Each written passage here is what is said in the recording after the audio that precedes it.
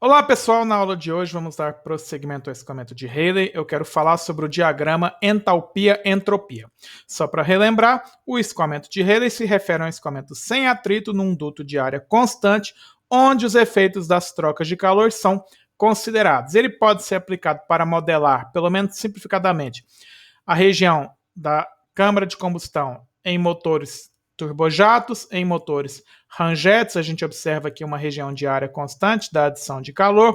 Em motores scramjets, nós temos então as propriedades na entrada conhecidas, uma troca de calor conhecida, e queremos determinar as propriedades na saída do escoamento.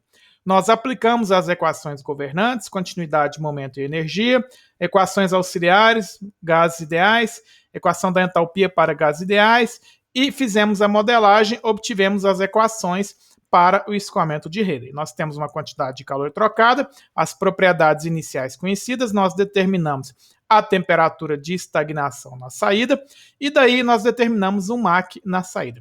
Todas as demais equações das razões das propriedades foram determinadas em função do Mach na entrada e na saída. Nós também vimos que nós podemos utilizar a condição sônica, que é a condição em que a velocidade, o Mach é igual a 1, como uma referência e fazer as contas utilizando a condição sônica como uma referência. As propriedades na condição sônica têm o mesmo valor. Então, nós também podemos fazer as contas na condição utilizando a condição sônica. Mas o objetivo dessa aula é traçar o diagrama entalpia e entropia. Como que nós traçamos esse diagrama? Eu coloquei aqui uma interrogação, porque eu gostaria que vocês tentassem fazer esse diagrama antes de prosseguir aqui na aula. A variação da entalpia depende da variação da temperatura. Portanto, essa razão entre as variações, as propriedades da variação de entalpia é igual à razão das propriedades da temperatura, porque aqui a gente tem o parâmetro Cp e ele vai cortar. Então, a gente pode traçar aqui entalpia ou temperatura. No final, o gráfico vai ser o mesmo, certo? Como que a gente traça esse diagrama entalpia-entropia? Qual que é a dificuldade de traçar ele? Nós temos a variação da entropia para gases ideais, que depende da razão das temperaturas e pressões, que essencialmente dependem do Mach na entrada e do Mach na saída. Só que, para determinar o Mach na saída, eu preciso de uma quantidade de calor trocada para determinar a temperatura de estagnação e aí determinar o Mach na saída. Como que eu consigo fazer um diagrama que seja genérico e não dependa de um valor específico da quantidade de calor? Um diagrama que represente qualquer situação de temperatura entropia ou entalpia entropia. Bom, nós fazemos isso utilizando uma curva paramétrica. Então, em X nós queremos a variação de entropia. Eu vou traçar essa equação aqui, fixando o quê? Essa razão das temperaturas e razão das pressões, ela depende do quê? Depende do K, que é uma propriedade do gás, no caso aqui do ar, K igual a 1,4. Eu vou fixar um Mach na entrada, essa curva vermelha eu fixei um Mach na entrada de 0,1, e eu vou variar o meu parâmetro, que vai ser o Mach da saída.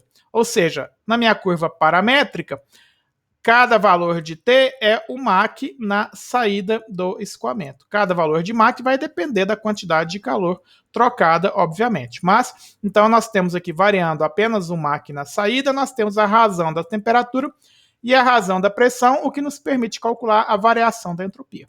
E aqui uma coisa importante salientar, que aqui eu não estou traçando a entropia. Por quê? Para eu calcular a entropia, eu preciso de um valor da entropia de referência em algum ponto de referência.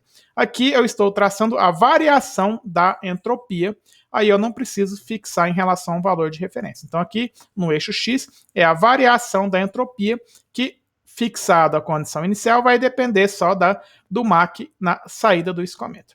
E no eixo Y, nós vamos traçar a razão entre a temperatura de saída e de entrada, que é igual à razão das entalpias na entrada, na saída e na entrada. Que vai depender também, essa equação aqui vai depender só do Mach na saída. Então eu vou variar o Mach, começando com o valor de 0,1, aumentando o valor de Mach, essa aqui é a direção de aumento do valor de Mach, aqui é o ponto em que Mach igual a 1, aumentando o valor de Mach. O que nós observamos na curva? Essa curva vermelha é para Mach inicial de 0,1 e essa curva amarela para Mach inicial de 0,2. Mas o que é interessante observar aqui? Na região subsônica, estou aqui, com a adição de calor, o que acontece com a entropia? A entropia vai aumentar, certo? A entropia, se eu adiciono calor, a entropia aumenta. Então, nós estamos aqui nessa direção, é a direção de adição de calor na região subsônica.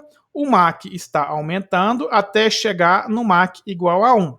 O que acontece a partir de Mach igual a 1 se eu continuo aumentando o valor de Mach? A entropia está diminuindo. Essa direção, então, é a direção de rejeição de calor, de resfriamento. Ou seja, na região supersônica, com aquecimento, é aqui da esquerda para a direita. A entropia tem que aumentar. Então, na região supersônica, se eu começo com um Mach supersônico, aqueço, eu vou aumentar a entropia e, consequentemente, eu estou diminuindo o valor de Mach até chegar também no limite na condição de Mach igual a 1. Então, esse é o nosso diagrama entalpia-entropia. Eu coloquei aqui a tabela para nós observarmos o quê? Que à medida que eu aumento o Mach na região subsônica, a minha razão entre as temperaturas vai aumentando até chegar num valor limite de aproximadamente, se nós observarmos aqui na tabela, de 0,84 é o meu valor máximo da razão da temperatura. Acima de 0,84, essa razão da temperatura começa a diminuir. Ou seja, eu tenho aqui um ponto máximo de temperatura e um valor que entre aproximadamente 0,84 e 1, essa minha razão da temperatura com aquecimento na região subsônica vai diminuir. Na região supersônica, essa razão de temperatura e, consequentemente, a temperatura vai sempre aumentar, certo? Na região supersônica, como eu falei aqui, ó, à medida que o Mach aumenta, ou à medida que o Mach diminui, né, que seria essa direção aqui, ó, da esquerda para a direita, o Mach está diminuindo.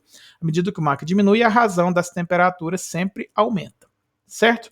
Agora, se vocês pegarem o livro, o gráfico, o diagrama não tem essa cara aqui. Ele tem, na verdade, em Y, a gente pode traçar o logaritmo da razão das temperaturas, que é a mesma razão das entalpias, e a gente tem o nosso diagrama entalpia-entropia mais comumente utilizado. Então, aqui a região subsônica de aquecimento é nesse sentido aqui, atendendo para Mach igual a 1, e na região supersônica, com aquecimento, também vai tender para o Mach igual a 1, a entropia aumentando aqui na direção de aquecimento do escoamento de Rayleigh, certo? Só para resumir, o Mach aumenta na região subsônica, com aquecimento, a entropia aumenta, certo? Aquecimento, a entropia aumenta. O Mach vai aumentar até o limite de Mach igual a 1, a temperatura aumenta até o valor de 1 sobre K, ou 1 sobre raiz de K, ou K elevado a menos meio, que no caso do ar dá aproximadamente 0,8451. Nós vimos ali na tabela, como a tabela são pontos discretos, nós temos aqui o valor de 0,84, né? Então, o Mach, ou a razão das temperaturas, a temperatura aumenta até esse valor de 0,84. Entre esse valor e Mach igual a 1, a razão da temperatura vai diminuir, mesmo com o aquecimento, certo? Na região supersônica, com o aquecimento, a entropia aumenta, o Mach diminui e a temperatura vai sempre aumentar. Tá certo? Era isso que eu tinha para falar na aula de hoje, o diagrama entalpia-entropia. Até dúvidas, sugestões, deixem aqui nos comentários e até a próxima aula.